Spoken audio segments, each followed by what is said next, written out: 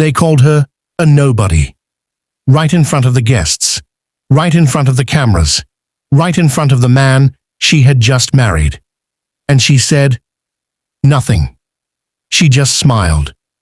What they didn't know was that they were standing inside her building. Welcome back, beautiful people. And if you are joining Royal Tears Stories for the very first time today, you have arrived at exactly the right moment. Every story we tell on this channel is built around one truth, that dignity is never determined by what people know about you. It is determined by how you carry what they don't. I am so glad you are here. Settle in, because today's story is not just a story. It is a lesson wrapped in pain, wrapped in patience, wrapped in power. And by the time it is over, you will never look at a quiet woman the same way again. But before we begin, I need to take a moment. This one is for every woman who has ever walked into a room full of people who had already decided she was not enough. Every woman who sat at a table where people smiled to her face and whispered behind her back. Every woman who loved faithfully, carried herself with grace, and still got handed disrespect like it was her portion. I pray for you today. May God vindicate you in the very room where they humiliated you. May the people who called you nothing live to witness everything you become. May your silence, the silence they mistook for weakness, become the most powerful thing you ever carried.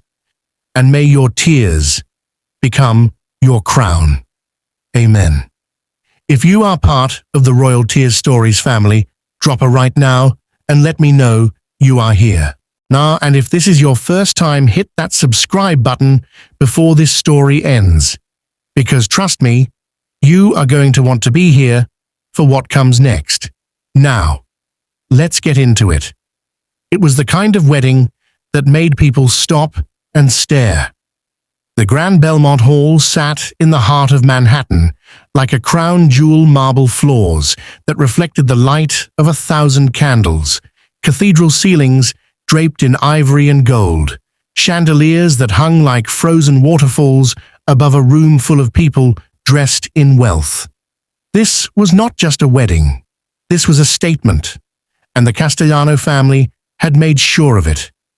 They arrived the way they always arrived everywhere, like the room had been waiting for them. Margaret Castellano walked through the entrance of the Grand Belmont Hall in a champagne-colored gown that cost more than most people's monthly salaries.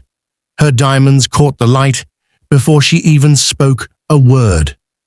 Behind her came Victoria, her daughter polished, precise, and wearing a smile that never quite reached her eyes. And Harold, her husband, quiet and composed, trailing slightly behind the women he had spent 40 years trying to keep happy. They moved through the venue greeting guests, accepting compliments, accepting the admiration that they believed was simply their due. And then someone pointed toward the bridal suite doors. "Is that her?" Victoria whispered to her mother. Margaret turned, and there, standing at the far end of the corridor, was Elena Vale, the bride. She wore a simple white gown. No elaborate train. She's no designer label visible.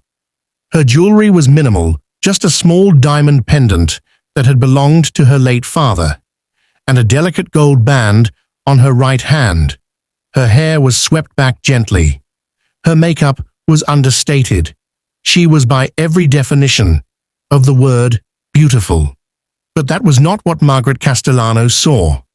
What Margaret saw was simplicity, and simplicity to Margaret meant one thing: ordinary. She leaned toward Victoria and said, not quite quietly enough, "Where on earth did Adrian find her?"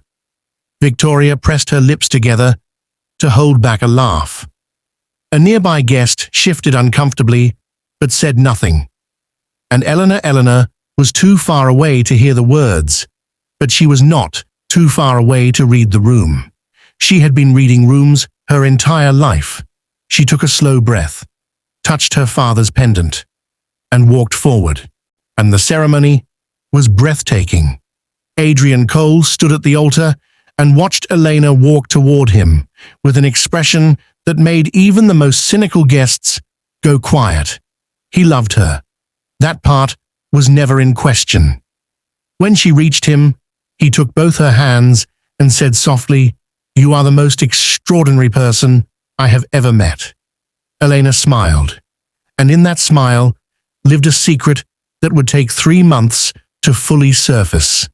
The vows were exchanged, the rings were placed, the kiss was gentle and real, and the Grand Belmont Hall erupted in applause.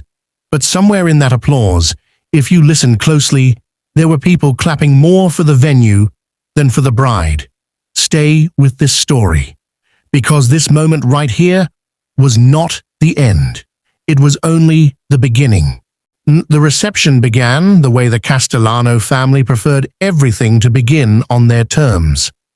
Margaret had personally selected the seating arrangements. She had personally approved the menu. She had personally coordinated with the Grand Belmont Hall event team, the same team she had worked with for 15 years, to ensure that every detail reflected the Castellano name. She had not consulted Eleanor once. Eleanor had not complained once. She sat at the head table beside Adrian and watched the room the way her father had taught her to watch rooms not with her eyes, but with her instincts. And her instincts were telling her everything. 2 tables away, Victoria leaned toward one of her friends from college, a woman named Sloane, and said, with a perfectly rehearsed laugh, "She's lovely, I suppose. I'm in a very simple way." Sloane glanced at Elena and nodded diplomatically. "She doesn't seem like his usual type." "She isn't," Victoria replied, "but Adrian has always had a soft spot for projects." The word landed like a stone, dropped in still water. Projects. Elena did not hear it, but she saw Victoria's expression from across the room. She saw Sloane's quick glance. She understood the language of that look perfectly. She picked up her champagne glass, took a small sip, and turned to Adrian with a calm smile. He was already deep in conversation with his college roommate about an investment deal. He didn't notice. This was not the first time Elena had been underestimated. She had spent her entire adult life being underestimated, and she had learned slowly, painfully, and then peacefully that the people who underestimate you are not your problem. They are your advantage, because while they are busy deciding what you are worth, you are busy becoming what they cannot imagine. Margaret appeared at Elena's side halfway through the evening. She sat down in the empty chair beside her. Adrian had stepped away briefly, and she folded her hands neatly in her lap, the way a woman does when she has already decided what she is going to say. "Elena," she began, with a smile that was entirely architectural, "I want you to know that we are happy Adrian has found someone who makes him feel settled. Settled. Not happy, not loved, not whole. Settled." Elena met her eyes calmly. "Thank you, Margaret. That means a great deal." Margaret studied her for a moment, searching for something in Elena's face. Insecurity, perhaps, or gratitude, or that particular quality of a woman who knows she has married above her station and is quietly desperate to be accepted. She found none of it, just calm, just those steady eyes. Margaret smiled thinly and stood. "Enjoy your evening, dear," and she walked away. Elena watched her go. Then she looked slowly around the Grand Belmont Hall, the marble, the chandeliers, the gold trim on the walls, and something moved quietly across her expression. Not pride, not satisfaction, just recognition. She was home. She simply hadn't announced it yet. It happened during the toasts. Harold Castellano gave the first toast warm, measured, carefully diplomatic. He spoke about Adrian's character, his achievements, his future. He mentioned Elena once briefly as the woman Adrian has chosen. Polite applause. Then Victoria stood up. She raised her glass and smiled at the room with the confidence of a woman who has rehearsed this moment. I want to say something about my brother, she began. Adrian has always been the kind of man who sees potential where others see nothing. A ripple of warm laughter moved through the room. Elena's expression did not change. He built his first company from nothing. He turned struggling investments into gold. He has always believed in things before the world could see their value. More laughter. Louder now. So when he brought Elena home, Victoria paused for effect, and we all wondered. We trusted him, because Adrian has never been wrong about a project yet. The laughter that followed was not cruel on the surface. It was the kind of laughter that lets people participate in cruelty while telling themselves they were only laughing at a joke. Eleanor sat completely still. Her champagne glass was in her hand. Her eyes were forward. Her face was serene. Beside her, Adrian stiffened slightly. He glanced at Elena, then at Victoria, and then in the way that would cost him enormously in the months ahead, he did nothing. He picked up his own glass and joined the toast. Margaret watched Elena from across the room. She was looking for a reaction, a flinch, a tremble in the lip, a flush of humiliation spreading across that calm face. She found nothing, and that more than anything else made her deeply uneasy. Later that night, when the dancing began, and Adrian was swept into a circle of his family's old friends, Elena stood near the tall windows overlooking the city. Manhattan glittered below her. A woman she did not recognize approached and stood beside her. "Beautiful venue," the woman said. "Yes," Elena agreed quietly. "The Castellanos have been coming here for years. Margaret basically treats it like her second home." Eleanor turned and looked at the woman gently. "Is that right?" It was not a question. The woman nodded enthusiastically, unaware of anything beneath the surface of the conversation. Elena looked back at the city below. She thought of her grandfather, William Montgomery, who had stood in this same building 30 years ago when he first acquired it, who had walked these same marble floors, who had looked at these same chandeliers and said, "This is a place where people come to celebrate the best moments of their lives. Not make sure it stays that way." She had made sure. She had kept it immaculate for years quietly, through her management company, through intermediaries, through layers of corporate structure designed to protect her privacy. And tonight, of all nights, Margaret Castellano had chosen this building to humiliate her daughter-in-law. In her daughter-in-law's building, Elena touched her father's pendant and allowed herself, just for one private moment, the smallest smile. It happened near the end of the evening. The dancing was winding down. The cake had been cut. The older guests were beginning to gather their things, while the younger ones moved toward the bar. Elena's phone vibrated in her small clutch purse. She glanced at the screen. It was a message from Richard Lawson, her family's attorney. 3 words, "Final papers ready." Our Elena read it twice. Then she slipped her phone back into her purse and excused herself quietly from the table where she had been sitting with 2 of Adrian's cousins who had been making polite but pointed conversation about real estate in Connecticut properties she apparently couldn't possibly be familiar with. She walked toward the corridor near the venue's east wing. She called Richard. He answered on the first ring. "Elena, congratulations on your wedding." "Thank you, Richard."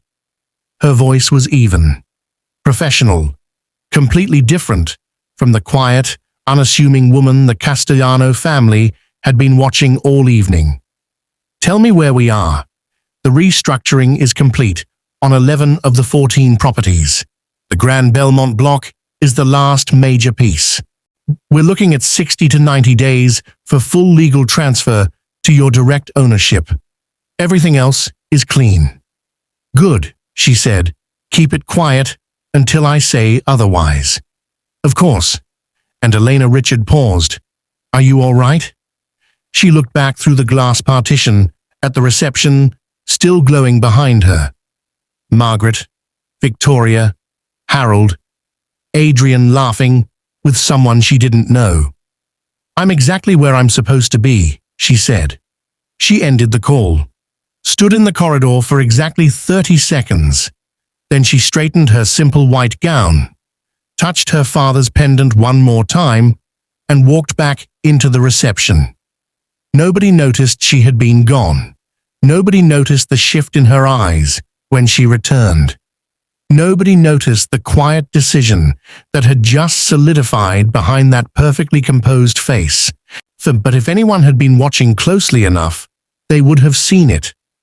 The way she sat back down at that table was not the way a woman sits down who has been humiliated. It was the way a woman sits down who has already won. Are you still with me? Because what you are about to discover in the second half of this story will change everything you thought you understood about this woman. Stay right here. Do not go anywhere. The best is still coming. The first week of marriage was beautiful.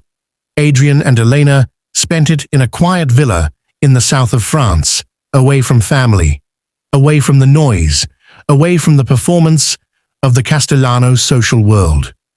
In those 7 days, Elena saw the man she had fallen in love with, thoughtful, funny, genuinely curious about her thoughts, her dreams, her childhood in Vermont.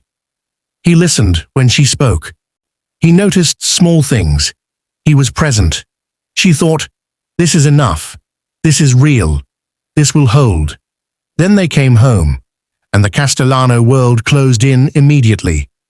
They moved into Adrian's family home in Connecticut, a stately colonial estate on several acres of manicured grounds, while their own home in Manhattan was being renovated. A temporary arrangement that was supposed to last 3 weeks. It lasted 3 months. And inside those 3 months, Elena experienced what she would later describe to no one, because she had no one to describe it to, as the slow erosion of visibility. She was not shouted at. She was not confronted openly. She was simply gradually made to disappear. Margaret ran the household with absolute precision. She organized family dinners and did not ask Elena's dietary preferences.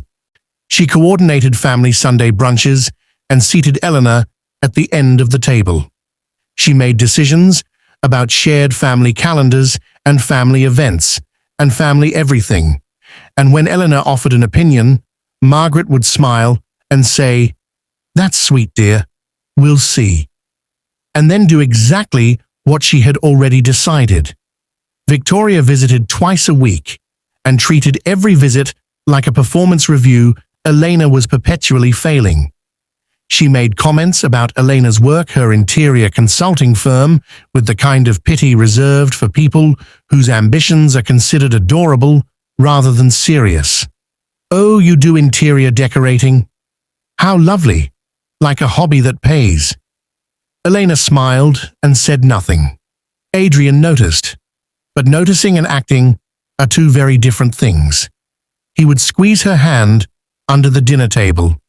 He would apologize in the car afterward. He would say, "I'll talk to them, I promise," and then never quite find the right moment to actually do it. Because the right moment never comes to people who are afraid of the conversation. And Adrian Cole, for all his business courage, was deeply afraid of disappointing his mother. Elena understood this.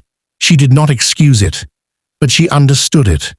And so she moved through those months the way her grandfather had taught her to move through difficult spaces, with her eyes open, her mouth controlled, and her mind working quietly beneath the surface, observing, recording, waiting.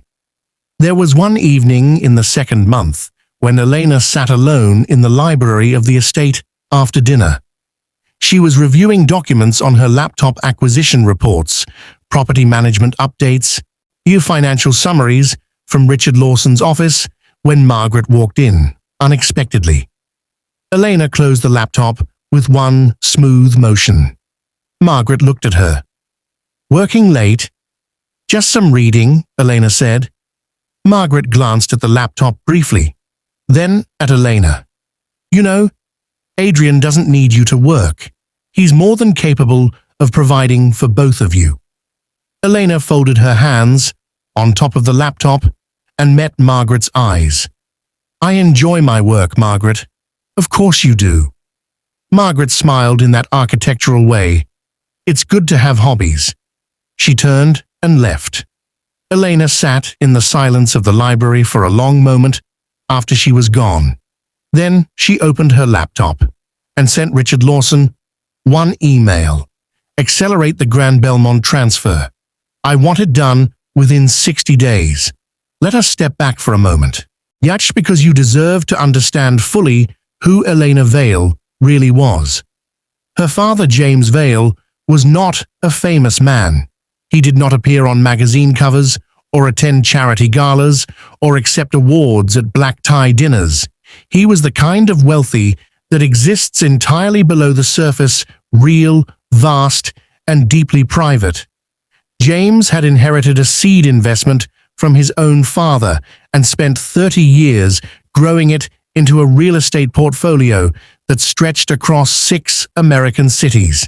Not through flash, not through spectacle, but through patience, precision, and an almost supernatural ability to identify value in places other people had not yet looked. He called it seeing buildings the way they could be, not the way they are. Elena had inherited that gift entirely. When James died unexpectedly from a heart attack, when Elena was 26, she sat in Richard Lawson's office and learned for the first time the full scale of what her father had built. 14 properties, valued at the time at just over $400 million, all held under a series of carefully structured shell companies, every single one, to be transferred to Eleanor upon completion of a legal restructuring process that Richard estimated would take 4 to 6 years. Eleanor had sat very still through the reading of the documents. When Richard finished, he looked at her carefully. "Are you all right?" She thought about her father, about his quiet hands and his patient eyes, and the way he used to say, "The loudest person in the room is never the most powerful." "I need you to keep this entirely private," she said. "No press, no announcements. Not until I personally instruct otherwise." Richard nodded slowly. "And the properties themselves?" "Manage them exactly as my father managed them. Excellence in everything. Nothing changes except the name on the ownership documents." "And when do you want that name change to begin appearing?" Elena looked at the window. "When I'm ready," she said. That was 6 years before the wedding. In those 6 years, Elena had done several remarkable things. She had built her interior consulting firm not as a cover, not as a performance, but because she genuinely loved the work. She was extraordinarily good at it. Her clients, mostly obtained through quiet word of mouth, were some of New York's most discerning property developers. None of them knew they were paying the daughter of James Vale to redesign their spaces. She had also quietly and methodically been involved in every major decision regarding her 14 properties. She sat in on management reviews via conference call under a corporate pseudonym. She approved renovation budgets. She reviewed tenant agreements. She had been the invisible hand guiding her father's empire for years. And one of those 14 properties, the crown jewel of her father's collection, was the Grand Belmont Hall, the building Margaret Castellano had chosen for her son's wedding. The building Eleanor had walked into as a bride. The building whose marble floors she had crossed 1,000 times in imagination since she was 26 years old, and first saw it on a property document in Richard Lawson's office. She had never once set foot inside it publicly. She had protected her privacy too carefully for that. Until the wedding. And in a way that only Elena could fully appreciate, it was perfect. The legal transfer of the Grand Belmont block had been in final processing stages for months. The corporate restructuring was nearly complete. The ownership documents were being prepared. She had asked Richard to wait. She had wanted to see the wedding first. She had wanted to know before she stepped into full public ownership what kind of people surrounded the man she loved. Now she knew. And 60 days after the wedding, the Grand Belmont Hall would officially belong to her. Fully, legally, publicly. Her name on every document, her signature on every wall.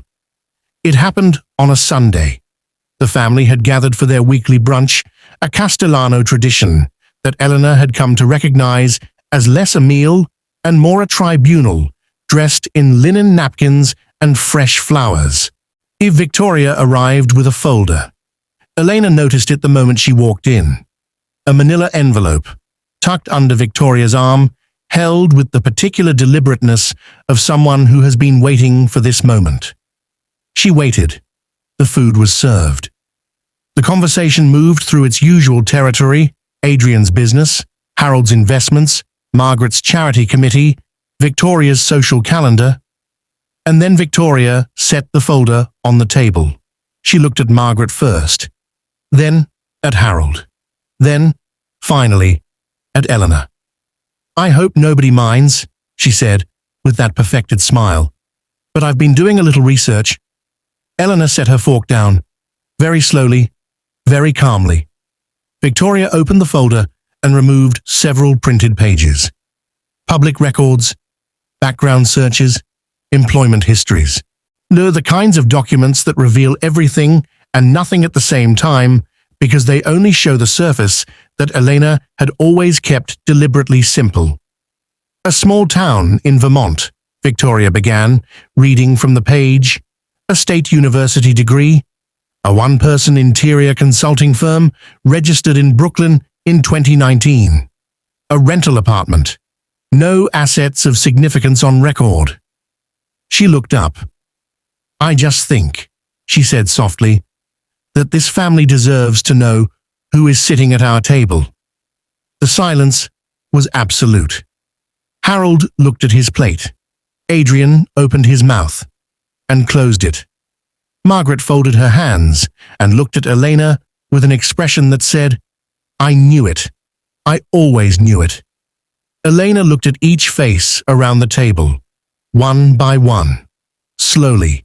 Harold ashamed, but silent. Adrian present, but paralyzed. Margaret satisfied, and Victoria triumphant. She picked up her napkin, placed it carefully on the table, pushed her chair back. She stood. She looked at Victoria, not with anger, not with tears, not with the devastation Victoria had been expecting and rehearsing for, just with the particular clarity of a woman who has finally seen enough to make a decision she had been approaching for months. "Enjoy today, Victoria," she said. 2 words, quietly spoken. She picked up her phone and her bag. She walked out of the dining room, through the entrance hall of the Castellano estate, and out the front door. She sat in her car, and she called Richard Lawson. "Richard," she said, "Elena, is everything all right? I need the Grand Belmont transfer completed, not in 60 days. A pause. "How soon?" "As soon as legally possible. Push everything else aside." Another pause. "And Elena, are you sure?" She looked at the front door of the Castellano estate. "I have never been more sure of anything in my life."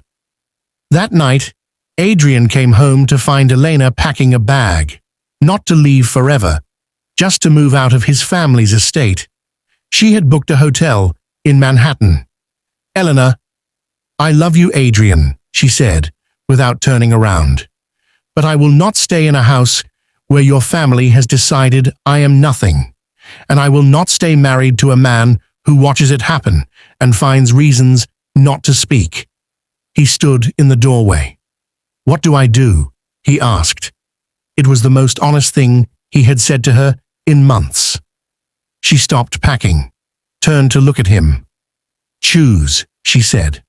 Not between me and your family, between who you actually are and who you've been letting them make you. She zipped the bag. She kissed him once on the cheek, gently, and walked past him. He did not stop her, and she did not look back. 3 months passed. For the Castellano family, those 3 months looked like this. Margaret maintained her social calendar and her certainty that Elena would eventually come back quieter, more grateful, more willing to simply fit in. Victoria went about her life, her boutique event planning business, her social appearances, her carefully constructed world, with the confidence of someone who believed they had won. Harold continued to say nothing. But at night sometimes, he thought about the expression on Elena's face as she left, the complete absence of devastation in her eyes. It unsettled him in ways he had not yet examined. And Adrian tried, he called, he texted, he showed up at the hotel twice. The second time, Elena opened the door and let him in. They sat across from each other in the small sitting area of her suite and talked for 2 hours, really talked, the way they had talked that first night in the Brooklyn Gallery. Adrian said, I failed you. Elena said, yes, you did. He said, I want to fix it. She said, I know, we'll get there, but there are things that need to happen first. He didn't understand what she meant. He would. On a Tuesday morning in early November, Margaret Castellano received a call from the Grand Belmont Hall's management office.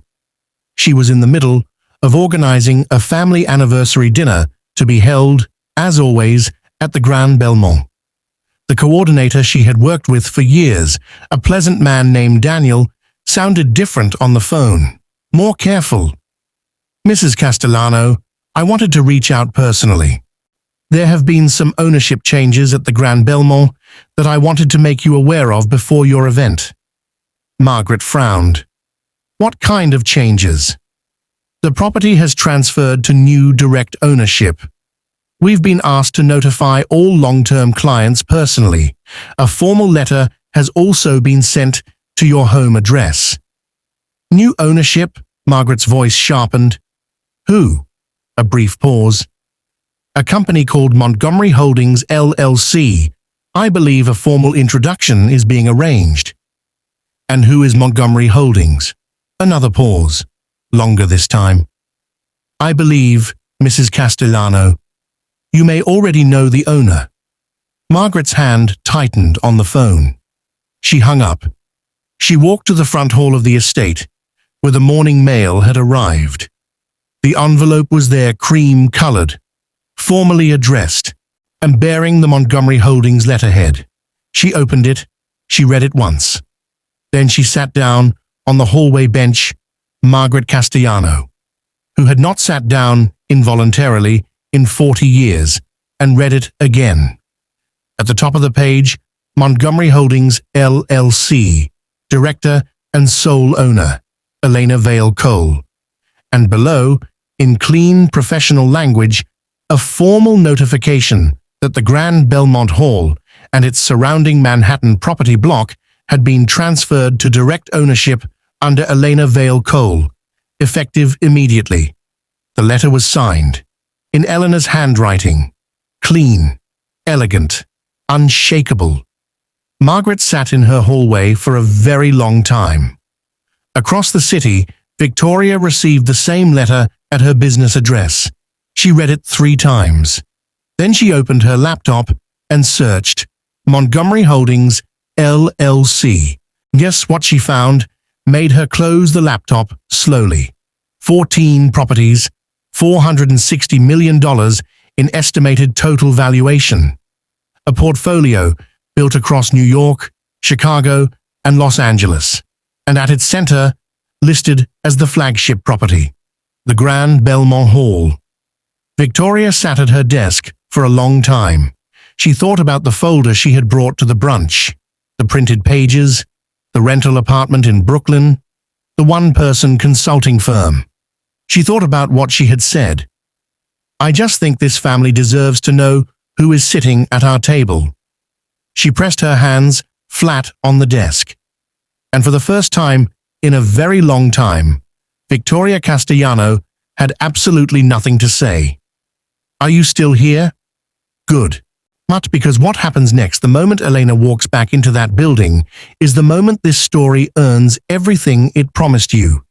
If you are with Royal Tears Stories, drop your name in the comments right now and tell me, did Elena do the right thing?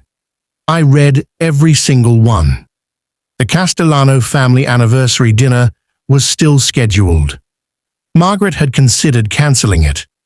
For exactly 48 hours after receiving the letter, she had sat with the idea of simply disappearing from the Grand Belmont, finding a new venue, pretending none of this had happened, moving forward with the quiet dignity of a woman who has never in her life admitted she was wrong. But Margaret Castellano had not built her reputation by retreating, so she kept the reservation.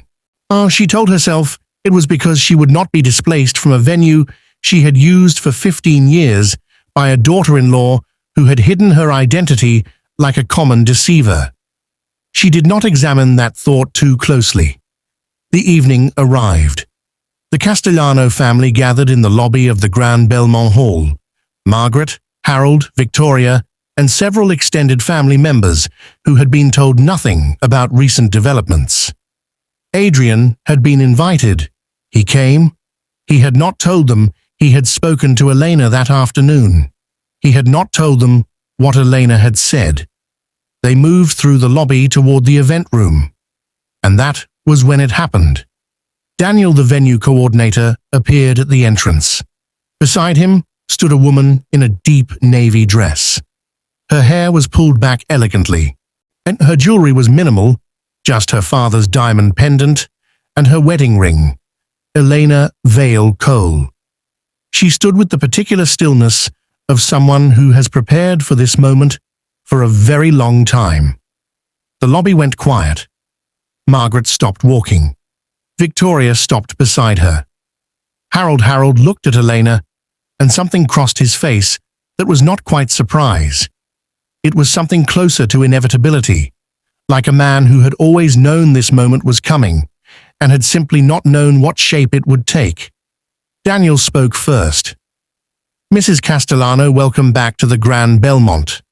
I'd like to formally introduce you to the new owner of our property, Mrs. Elena Vale Cole, who has asked to greet you personally this evening." The silence that followed was the kind that fills a room completely, not the silence of an empty space, the silence of a held breath. Margaret looked at Eleanor. Eleanor looked back. Neither woman moved. Then Eleanor stepped forward, not quickly, not dramatically, but with the calm, unhurried movement of someone who owns the floor beneath her feet. Because she did. "Margaret," she said, "I'm glad you kept the reservation." Margaret's mouth opened. Nothing came out. It was for everyone present. The first time they had ever seen Margaret Castellano without words. Victoria made a sound, half laugh, half something that had no name, and pressed her hand to her mouth. Harold stepped forward slowly. He looked at Elena for a long moment. Then he said quietly, and with the weight of a man settling a debt that was long overdue, "We owe you an enormous apology." Elena met his eyes. "Yes," she said simply. You do." Adrian stood slightly apart from his family. He was watching Elena with an expression that contained everything: regret, love, wonder, shame, compressed into something he could not yet speak. Elena glanced at him briefly, just briefly. But in that glance, lived everything they still needed to say to each other. Later. Right now, there was this. She turned back to the room. She addressed the gathered family members, the cousins, the aunts, the family friends who had attended the wedding and heard the toasts and laughed at the jokes, and she spoke clearly and without performance. I want you all to understand something. I did not reveal who I was to punish anyone. I did not hide who I was to deceive anyone. I lived simply because my father taught me that character is what you are when no one knows your name. I came into this family as myself, the truest version of myself I know how to be. And what this family chose to do with that woman, the woman standing in front of you, tells you everything you need to know about what was never really about me at all. Silence. Complete, unbroken silence. Then Harold started clapping. Slowly, one pair of hands in a quiet room, and then Adrian joined him. And then one by one, the others. Margaret stood very still through all of it. She did not clap, but she did not look away from Elena either. And in her eyes, for the first time since the moment she had seen a simple white gown at the end of a corridor and decided it meant nothing, there was something new, something that was not quite respect yet, but was the beginning of it. The dinner went ahead. It was by every external measure the same dinner the Castellano family had held in this room for 15 years. The same tablecloths, the same menu, the same chandeliers overhead. But everything was different. Elena sat at the head of the table, not because she had demanded it, because Daniel had placed her there, and no one objected. Margaret sat across from her. They did not speak much during the meal, but twice, just twice, Margaret looked at Elena with something in her expression that had never been there before. The first time was when Elena answered a question from one of the cousins about real estate development with the kind of quiet precision that silenced the table. The second time was when Elena laughed genuinely, openly at something Harold said, and Margaret saw in that laugh the woman her son had fallen in love with.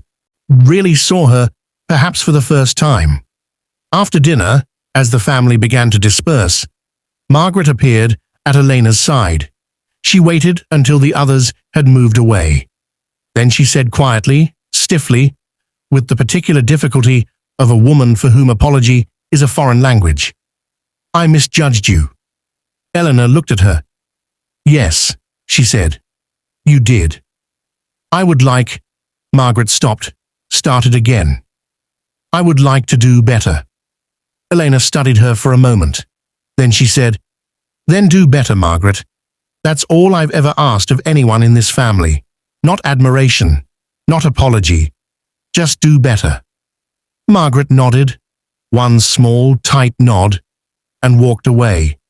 It was not a transformation. It was a beginning. And Eleanor, who had never expected transformation, only truth, accepted it exactly for what it was. Victoria found her near the exit. She had been waiting, Elena could see, working up to this moment through most of the dinner.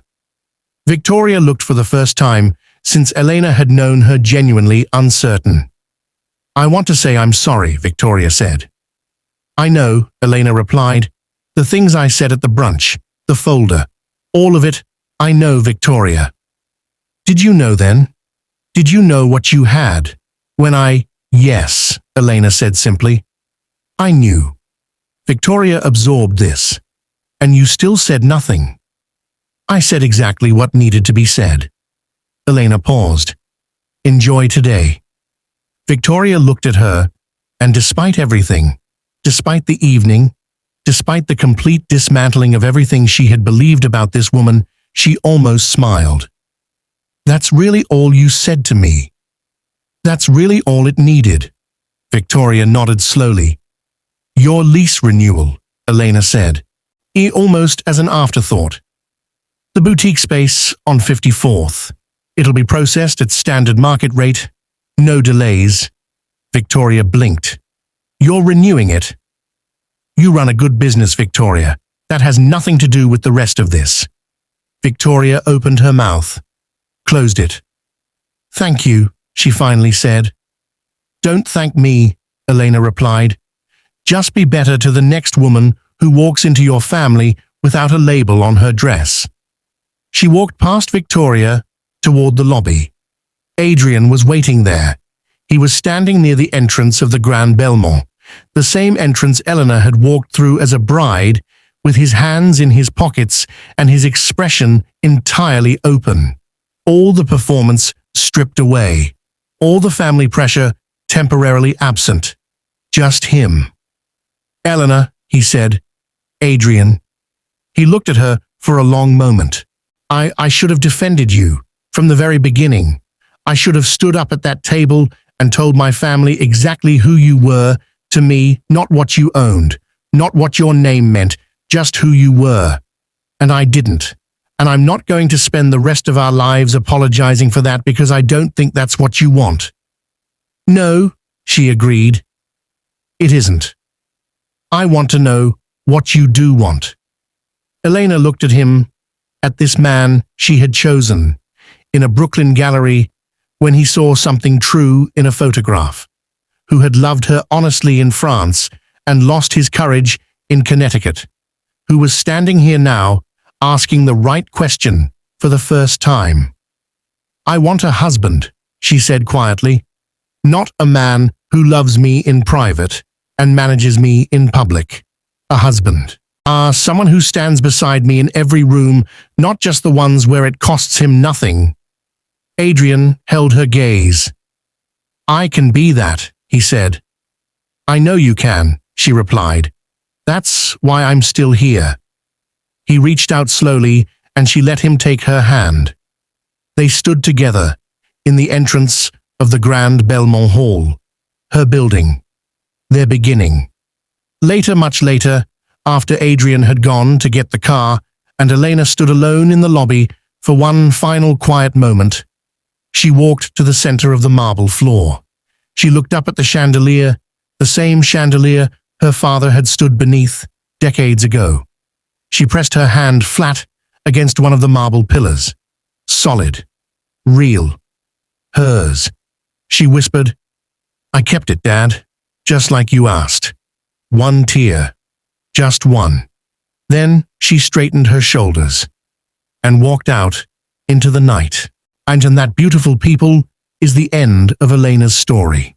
Or perhaps more accurately, it is the end of the chapter where she was invisible. The rest of her story, the one where the world finally sees her, that one is just beginning. Before I let you go tonight, I want to say something directly to you. Not as a narrator, not as a storyteller, just as someone who believes in the person watching this. If you have ever been called a nobody, if you have ever sat at a table where people decided your worth before you opened your mouth, if you have ever carried something powerful inside you while the world around you saw nothing, then Eleanor's story is your story, and your building is coming. Your moment is coming. The room where they humiliated you is already being prepared for your name to be placed on the door. Hold on. Stay quiet. Keep building. Because power, real power, does not announce itself. It simply arrives. And when it does not, even the people who called you nothing will be able to look away. Let me pray for you before we close. Father, I lift up every person watching this tonight who is in their quiet season, who is being overlooked, who is being underestimated, who is carrying more than anyone around them knows. Give them Elena's patience. Give them her precision. Give them the wisdom to stay silent when silence is strength, and the courage to speak when speaking is power. And may the moment of their revealing be worth every single day they waited. In Jesus' name, amen. If this story moved your heart, please share it tonight. Not for the algorithm, for the person in your life who needs to hear this. Like this video. Subscribe to Royal Tears Stories. Mine hit that bell so you never miss what we bring next. And drop in the comments just one word that describes Elena Vale. One word. I will read every single one. This is Royal Tears Stories, where every tear has a crown waiting. God bless you. See you in the next story.